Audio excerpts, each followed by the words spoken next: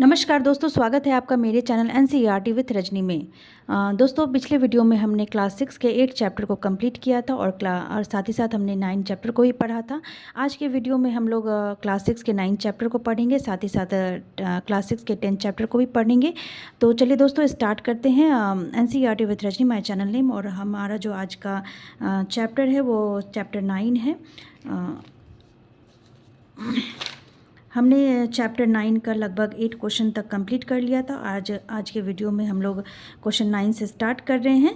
तो हमारा जो क्वेश्चन 9 है चैप्टर 9 का, कि विद्युत बल्ब का फ्यूज होने के कारण निम्नलिखित में से कौन एक हो सकता है। पहला है बल्ब के तंतु का खंडित होना, दूसरा है टर्मिनलों के बीच विद्युत धारा का परिपथ से धारा में रुकावट होना, सी है टर्मिनल का काम नहीं करना, डी है इनमें से कोई नहीं। तो option A is right answer कि बल्ब के तंतु का खंडित होना बल्ब के फ्यूज होने का एक मुख्य कारण है।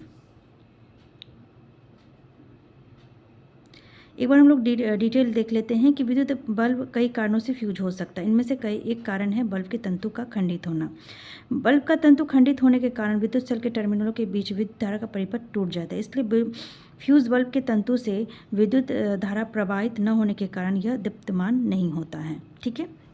क्वेश्चन नंबर 10 है कि विद्युत रोधी पदार्थ है। पहला प्लास्टिक, बी वायु, सी रबर, डी उपरोक्त सभी। Answer D is the right answer, यानी कि सारा विद्युत रोधी पदार्थ है। तो एक बार हम लोग इसका डिटेल पढ़ लेते हैं कि विद्युत चालक और विद्युत रोधक हमारे लिए समान रूप से महत्वपूर्ण है। स्विच, विद्युत प्लग, सॉकेट सुचालक पदार्थों से बनाए जाते हैं। दूसरी ओर विद्युत तार, प्लग के ऊपर के भाग, स्विच तथा विद्युत उपकरणों के अन्य भाग जिन्हें लोग स्पर्श कर सकते हैं, इनको बनाने के लिए रबर या प्लास्टिक का उपयोग किया जाता है। अतः प्लास्टिक, रबर और वायु विद्युत रोधी पदार्थ हैं। क्वेश्चन नंबर 11 है कि बंद विद्युत परिपथ में विद्युत कैसे प्रवाहित होती है। ए बंद परिपथ में विद्युत प्रवाहित नहीं होती है। बी विद्युत धारा की दिशा विद्युत सेल के धनात्मक टर्मिनल से ऋणात्मक टर्मिनल की ओर चलती है। ऑप्शन सी विद्युत धारा की दिशा विद्युत सेल के ऋणात्मक टर्मिनल से धनात्मक टर्मिनल की ओर चलती है। और डी इनमें से कोई नहीं। इसका जो आंसर है ऑप्शन बी है, यानी कि विद्युत धारा की दिशा विद्युत सेल के धनात्मक टर्मिनल से ऋणात्मक टर्मिनल की ओर चलती है। यानी कि बंद विद्युत परिपथ में विद्युत कैसे प्रभावित होती है, तो विद्युत धारा की दिशा विद्युत सेल के धनात्मक टर्मिनल से ऋणात्मक टर्मिनल की ओर चलती है। तो एक बार हम लोग इसका डिटेल पढ़ लेते हैं कि विद्युत धारा प्रवाहित होने पर विद्युत बल्ब दीप्त हो उठता है।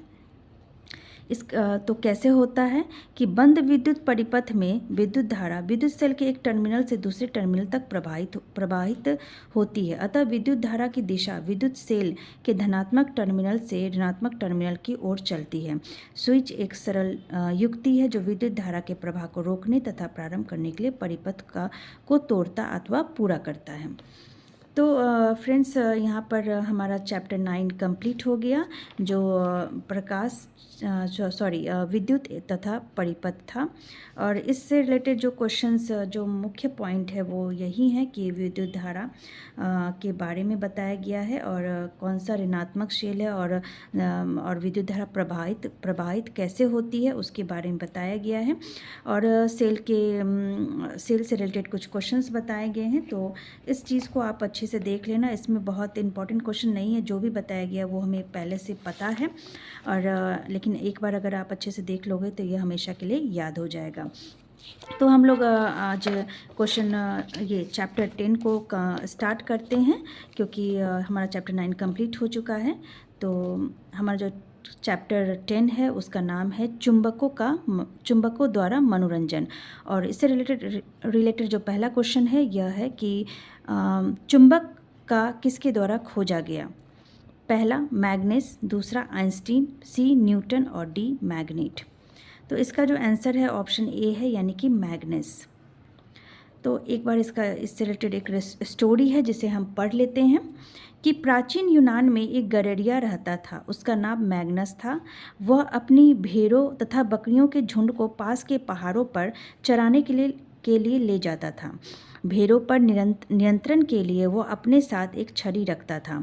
छड़ी के एक सिरे पर लोहे की टोपी लगी थी और लगी होती थी। एक दिन पहाड़ पर एक चट्टान के ऊपर से इस छड़ी को उठाने में उसे बहुत जोर लगाना पड़ा, तो वह बहुत आश्चर्यचकित हो गया। चट्टान छड़ी को अपनी ओर आकर्षित करती प्रतीत हो रही थी। इस प्रकार से उन्होंने चुंबक का खोज किया। तो जहाँ पे लोहा होता है, जहाँ चुंबक होता है, वो एक दूसरे को आकर्षित करती है। तो वहाँ उसे वो जो पहाड़ था वो एक चुंबक का पहाड़ था, जहाँ पर वो गडरिया गया हुआ था। तो यहाँ से इसको जो स्टोरी है इससे यह पता चलता है कि चुंबक का खोज किसके द्वारा हुआ, तो मैग्नेस के द्वारा हुआ है। ठीक है। क्वेश्चन नंबर 2 है कि उस चट्टान का नाम बताइए जिससे चुंबक को खोजा गया। तो ए है मैग्नीशिया, बी है मैग्नस, सी है मैग्नेटाइट और डी है मैग्नेटम। तो इसका जो आंसर है वो option C is right answer, magnetite. तो इससे रिलेटेड भी एक बात कही गई है कि संभवतः उस गडरिये के नाम पर उस पत्थर को मैग्नेटाइट नाम दिया गया।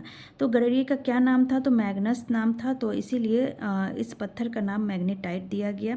मैग्नेटाइट में लोहा होता है। कुछ लोगों का विश्वास है कि मैग्नेटाइट मैग्नीशिया नामक स्थान पर सबसे पहले पाया गया था। जिन पदार्थों में लोहे को आकर्षित करने का गुण पाया जाता है वे चुंबक कहलाते हैं। तो ये इससे रिलेटेड एक क्वेश्चन ये बन सकता है कि वे पदार्थ मतलब जिन पदार्थों में लोहे को आकर्षित करने का गुण पाया जाता है वह क्या कहलाती हैं, तो वह चुंबक कहलाती है। चुंबक जहाँ पर जिस पहाड़ी पर चुंबक को खोजा गया था उसका नाम क्या है, तो मैग्नेटाइट। और किसने खोजा, तो मैग्नस ने खोजा। क्वेश्चन 3 है, निम्न कथन पर विचार कीजिए। पहला है मैग्नेटाइट चट्टान में लोहा पाया जाता है। दूसरा है जिन पदार्थों में लोहे को आकर्षण करने की क्षमता होती है चुंबक कहलाती है। तीसरा है लोहे के टुकड़ों से बना चुंबक को कृत्रिम चुंबक कहते हैं। और डी है प्लास्टिक भी एक प्रकार का कृत्रिम चुंबक है। उपरोक्त में से असत्य कथन की पहचान करें। पहला है 3 और 4, बी है केवल कथन 4, सी है चारों कथन। तो यहाँ पर आपको नाम से ही पता चल रहा है कि प्लास्टिक कोई चुंबक नहीं है ना, तो चुंबक ये प्राकृतिक हो कृत्रिम हो किसी भी चुंबक के कैटेगरी में नहीं आती है। तो ऑप्शन 4 जो है यह इसका वो रॉन्ग आंसर है। असत्य कथन की पहचान करें यानी कि ऑप्शन बी यानी कि केवल कथन 4 यह गलत आंसर है। तो क्वेश्चन नंबर 4 जो है, निम्नलिखित में से असत्य कथन की पहचान कीजिए। ए, जो पदार्थ चुंबक की ओर आकर्षित होती है चुंबकीय पदार्थ कहलाती है। तो यह एक राइट आंसर है। दूसरा, लोहा एक चुंबकीय पदार्थ है, यह भी एक राइट आंसर है। निकेल एक अचुंबकीय पदार्थ है और कोबाल्ट एक चुंबकीय पदार्थ है। निकेल और कोबाल्ट दोनों ही चुंबकीय पदार्थ हैं। तो यहाँ पर निकेल को अचुंबकीय कहा गया है, तो यह असत्य कथन ऑप्शन सी है। तो आंसर इज ऑप्शन सी। जिन पदार्थों में लोहे को आकर्षित करने का गुण पाया जाता है वे चुंबक कहलाते हैं। चुंबक कुछ पदार्थों को आकर्षित करता है जबकि कुछ पदार्थ चुंबक की ओर आकर्षित नहीं होती। वे पदार्थ चुंबक की ओर आकर्षित होती हैं वे चुंबकीय पदार्थ कहलाती है। जैसे लोहा, निकेल और कोबाल्ट। वे पदार्थ चुंबक की ओर आकर्षित नहीं होती, वे अचुंबकीय पदार्थ कहलाते हैं, जैसे कि कागज और लकड़ी। क्वेश्चन नंबर 5 है कि चुंबक के ध्रुव अव्यवस्थित होते हैं। पहला, चुंबक के अवस्थित होते हैं। पहला, चुंबक के केंद्र में, चुंबक के दोनों स्थानों पर। सी है चुंबक के दोनों सिरों पर और डी है चुंबक के केंद्र और दोनों सिरों पर। तो चुंबक के दोनों सिरों पर चुंबक के ध्रुव अवस्थित होती हैं। तो answer C is right answer. एक बार इसका डिटेल पढ़ लेते हैं कि किसी भी चुंबक, चाहे वो छड़ चुंबक हो या कोई और आकार का, में सबसे अधिक चुंबकीय शक्ति उसके दोनों सिरों पर केंद्रित होती है। इन सिरों को ही चुंबक के ध्रुव यानी उत्तरी ध्रुव और दक्षिणी ध्रुव कहते हैं। क्वेश्चन नंबर 6 है कि चुंबक के बारे में सही कथन की पहचान करें। चुंबक अगर विरामावस्था में है तो हमेशा पूर्व पश्चिम दिशा इंगित करती है। बी, चुंबक के 2 ध्रुव होते हैं जहाँ पर चुंबकत्व बहुत कम होता है। चुंबक के दोनों ध्रुव का नाम क्रमशः उत्तरी और दक्षिणी ध्रुव होता है। और डी, इससे दिशा के बारे में जानकारी प्राप्त नहीं हो सकती है। तो answer C is a right answer कि चुंबक के दोनों ध्रुव का नाम क्रमशः उत्तरी और दक्षिणी ध्रुव होता है। जैसा कि हमने पहले ही पढ़ लिया कि इन दोनों सिरों को चुंबक के ध्रुव यानी कि उत्तरी ध्रुव और दक्षिणी ध्रुव कहते हैं।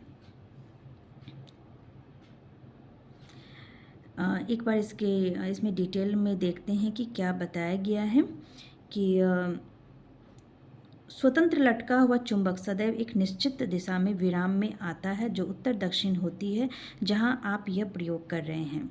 उत्तर की ओर निर्देश करने वाले सिरे को चुंबक का उत्तरोन्मुखी सिरा तथा उत्तरी ध्रुव कहते हैं, तो दूसरा सिरा दक्षिणोन्मुखी तथा दक्षिणी ध्रुव कहलाता है।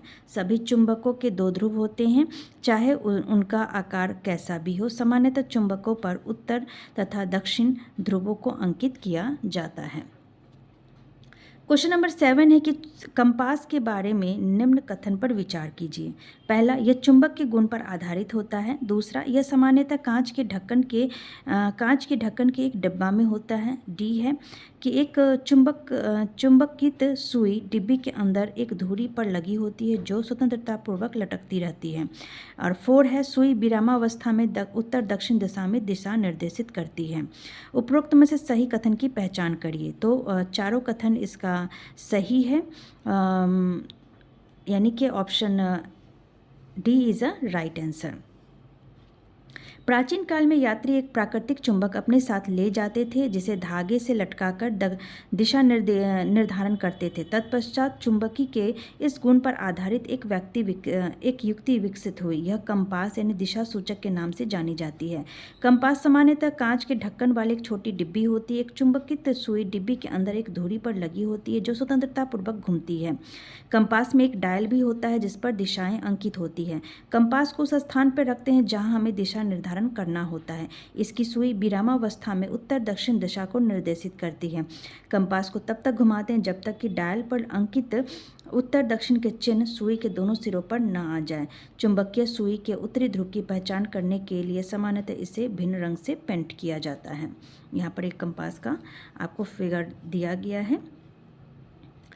तो फ्रेंड्स, आज के वीडियो में इतना ही, क्योंकि वीडियो अगर मैं और क्वेश्चन पढ़ूंगी तो वीडियो थोड़ा लंबा हो जाएगा, जो मैं नहीं चाहती हूँ कि मैं लंबा वीडियो बनाऊँ और आप लोग को बोरियत फील हो।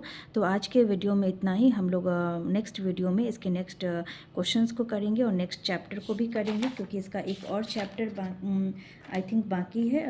उसके बाद हम लोग क्लास 7 को पढ़ेंगे।